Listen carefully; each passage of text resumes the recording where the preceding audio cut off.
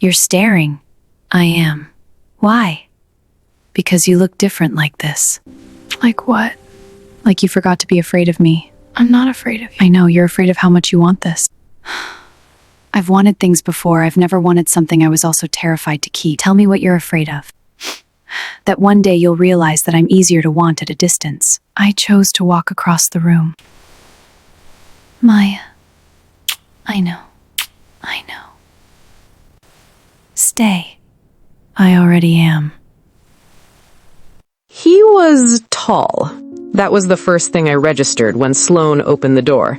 Tall, broad-shouldered, expensive watch, the kind of effortless good looks that come with a trust fund and a personal trainer. He was standing in the middle of her private apartment like he belonged there, one hand in his pocket, the other holding a glass of her wine like he'd helped himself. Sloane stood in the doorway looking at me with an expression I had never seen on her face before. Not at work, not in private, not anywhere. It was the specific look of someone watching two separate parts of their life collide at full speed and being completely powerless to stop it. "Maya," she said.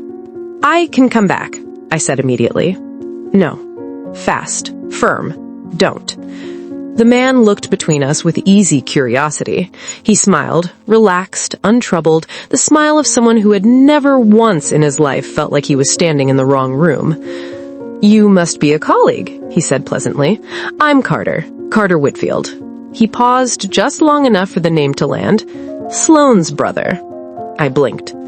Sloane closed her eyes for exactly 1 second. When she opened them, she looked like someone who had just survived a small explosion and was still assessing the damage. "Come in," she said to me. I came in. Carter Whitfield was, in the most aggravating possible way, genuinely likable.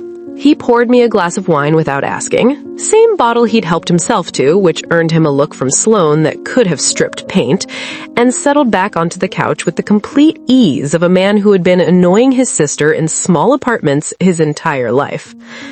"I was in Chicago for work," he explained cheerfully. "Thought I'd surprise her." "He doesn't believe in calling ahead," Sloane said flatly. "Calling ahead defeats the purpose of a surprise." "The purpose of a surprise," Sloane said, "is not something I have ever in my life welcomed." He grinned. "I know. That's why it's funny." Despite everything, the HR meeting, the silence, the 24 hours of barely functioning, I laughed. Genuine, surprised, straight out of me before I could stop it. Carter pointed at me immediately. "I like her," he announced. Sloane looked at me. Just for a moment, just a flicker, something warm and helpless crossed her face before she shut it down. She picked up her wine glass. "Don't encourage him," she said. Carter stayed for another 40 minutes. He talked easily about his work in Boston, about their mother's upcoming birthday, about a disastrous ski trip he'd taken in February that involved a broken binding and a very unhelpful ski patrol. Sloane sat across from him and was sharp and dry and occasionally almost smiled, and I sat beside her, close enough to feel the tension she was carrying in her shoulders, like something physical. When he finally stood to leave, hugging Sloane in a way that she endured with stiff arms before reluctantly hugging back, he turned to me at the door. "Good to meet you, Maya." His eyes were kind, perceptive. Sloane's eyes, actually. Same shape, just warmer at the edges. "Take care of her. She's bad at letting people do that." "Carter," Sloane said. I'm leaving. He raised both hands and grinned and was gone. The door clicked shut. And then it was just us. The silence lasted maybe 10 seconds. It felt like 10 minutes. Sloane set her wine glass down, moved to the window, and stood with her back to me looking out at the city. Her shoulders were high, her arms were crossed. Every bit of armor she'd slowly let me dismantle over 2 months was firmly back in place, and I could feel the distance of it from across the room. "Sloane, I don't know how to do this," she said quietly, still facing the window. I set my glass down and crossed the room, stopped just behind her. "What do?" "This," a short exhale. Almost a laugh, but not. "Whatever this has become." "What do you think it has become?" She turned around, and the look on her face, unguarded, unpolished, genuinely scared in a way I had only ever seen glimpses of, made my breath leave my body.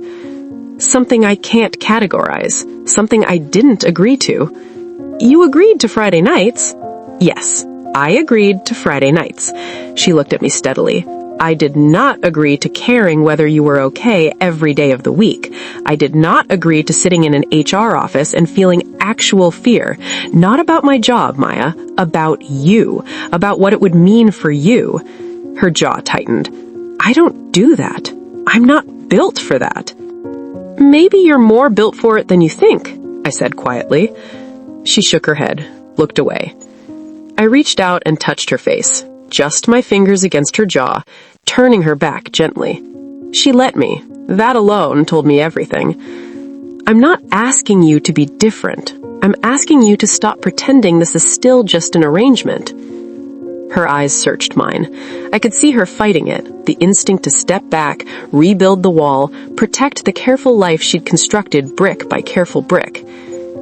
If I let this be real, she said slowly, and it falls apart, it might, I said honestly.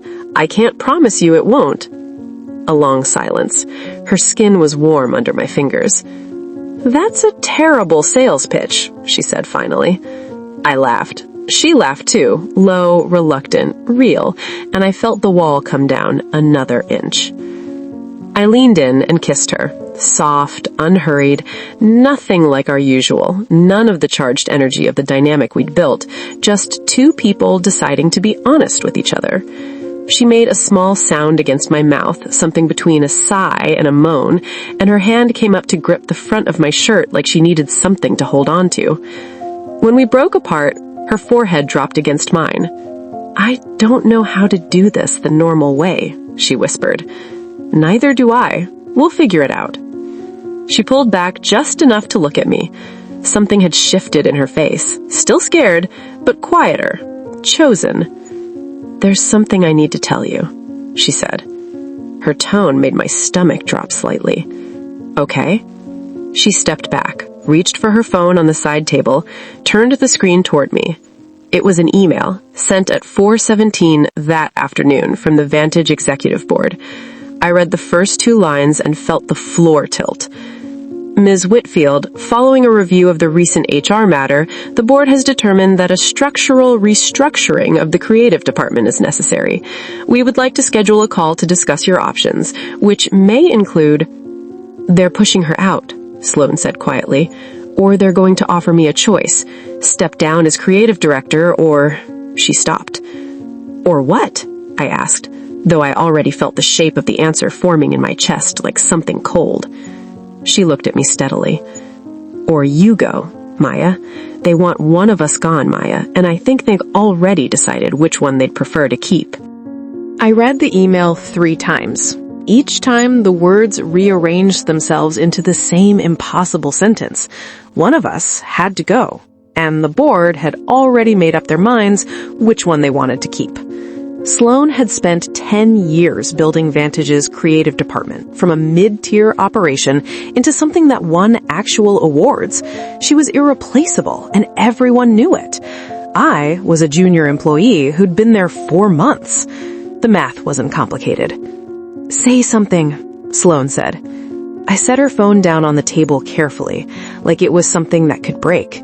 Like I was something that could break if I moved too fast right now. I'll resign, I said.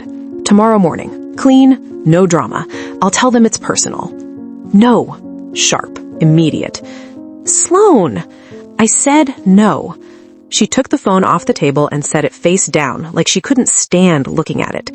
You are not sacrificing your career because of something I chose to do. I filed that disclosure. That was my decision. And staying is mine. You don't have another job lined up. You have student loans. You have... She stopped herself, pressed 2 fingers to her temple. I know your situation, Maya. I'm not letting you blow up your finances for... For what? I said, quietly, but with enough edge that she stopped. She looked at me. Finish that sentence, I said. For what exactly? The silence stretched between us like something pulled too tight. Outside, the city hummed along, completely unbothered. A siren wailed somewhere far below and faded. "For me," she said finally, barely above a whisper. "Yeah, for you," I said, crossed my arms. "And I do it again." She made a sound, not quite a moan, not quite a sob. Something cracked open and quickly swallowed. She turned away from me and pressed her palm flat against the window glass and stood there, breathing. I waited. I was learning that with Sloane, you had to give the silence room. She wasn't running from you, she was just finding her way through. She called the board chair herself, that night at 9:15 p.m. on a Friday. I sat on her couch listening to one side of the conversation, my knee bouncing, my hands wrapped around a mug of tea I wasn't drinking. Sloane stood in the kitchen doorway and bare feet, always the bare feet, always that detail that undid me, and spoke in the calm, measured tone she used when she had already decided something and was simply notifying the world. "I appreciate the board's position, Gerald," she said. "I want to offer an alternative structural solution for your consideration." Pause. "No, I'm not stepping down." Longer pause. Her jaw tightened almost imperceptibly. "What I'm proposing is a full departmental restructure. Miss Chen transfers laterally to the strategy division under Director Park. Different reporting line, no conflict, no overlap. The optics are clean, and you keep your two best people." She listened. "I understand that, but I think you'll find that losing a creative director of my tenure would be significantly more disruptive to Q3 than a lateral transfer." Another pause. The ghost of something sharp crossed her face. "I'll send you the restructure proposal by Sunday morning. Yes. Good night, Gerald." She hung up, stood very still for a moment. Then she turned around and looked at me. "How do you feel about strategy work?" I stared at her. "Did you just, in real time, solve the entire problem?" "I proposed a solution. Gerald still has to take it to the board." She moved to the couch and sat beside me, close enough that our shoulders touched. She reached over and took the mug from my hands and set it on the table. Then she laced her fingers through mine and stared straight ahead. "It might not work, but it might." "It might," she agreed. I turned to look at her profile, sharp and elegant and so carefully composed even now, and felt something in my chest settle. Not fix, not resolve, just settle, like furniture finding its feet on uneven ground. "You built that entire proposal in your head while I was sitting here panicking," I said. "I work better under pressure." "That's genuinely terrifying." The corner of her mouth moved. "I know." I laughed. She laughed too, low and quiet and reluctant, and then she leaned her head against my shoulder in this small, unannounced way that I don't think she even fully registered she was doing, like her body made the decision before her brain could object. I didn't move, didn't make a thing of it, just sat there holding her hand while she breathed. Sunday's proposal took her 4 hours to write and was 12 pages long. I know because she sent it to me at 2 a.m. with a single line of text. "Tell me what I'm missing." I read the whole thing sitting up in bed with my lamp on, and the answer was nothing. She was missing absolutely nothing. It was airtight. Restructured reporting lines, precedent citations from 3 comparable agencies, a cost analysis showing retention value, and even a note about industry optics. Gerald didn't stand a chance. I typed back, "It's perfect. Go to sleep." 3 dots appeared, disappeared, appeared again. "I don't sleep well." I smiled at my phone in the dark.